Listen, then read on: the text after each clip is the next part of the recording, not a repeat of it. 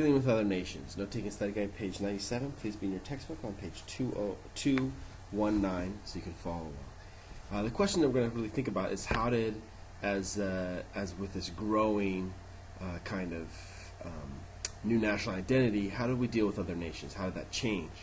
We had gained confidence, so that's going to change. So the first thing is Latin American independence. Okay, American had won its independence from Britain, and that kind of spread this feeling of independence. So one of the French Revolution came after ours, and then we had revolutions all across Latin and South America.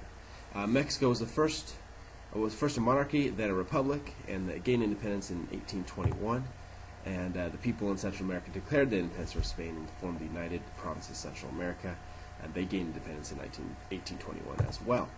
The Republic of Great Colombia, that's Colombia, Ecuador, Panama, Venezuela, they gained independence in 1819.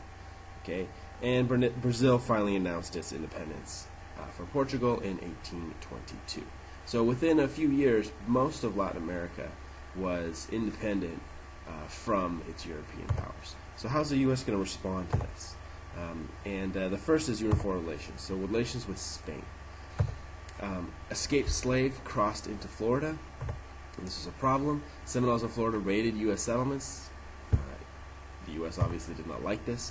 And so the U.S. in response seized 2 Spanish towns. It was actually Andrew Jackson that seized those towns. And so eventually Spain ceded Florida to the United States in the Adams-Onis Treaty of 1819. And the reason that they did this is because Spain realized they couldn't hold on to their holdings in Spain, and they had lost a lot of power already in Europe and on the international scene. So the U.S. had the ability to basically say, if you don't stop the raids, we're going to attack and take over Spain. And Spain couldn't stop the raids, so they decided, well, let's sell it to the United States, at least get some money. Okay, relations with Canada. All right, if you remember, in the Revolutionary War and then the War of 1812, the United States had attacked Canada and tried to invade. Both times they were repelled, and it was divided into Upper and Lower Canada before 1840. The Act of Union merged Canada's 2 parts into a single unit, and it gave them more powers of self-government. And this was important because Canada wasn't going to rebel because they had those powers that the United States was asking for in the American Revolution. And the tensions were pretty high at first because of the War of 1812. As I said before, the United States tried to invade Canada. They were unsuccessful in doing so. The final thing that we've already kind of discussed, and you've done, you did notes on it and made a tombstone of an epitaph of this, is the Monroe Doctrine. And this stated the United States would not allow European nations to create American colonies or interfere with free nations of Latin America. The problem with this is the United States didn't actually have power to do that.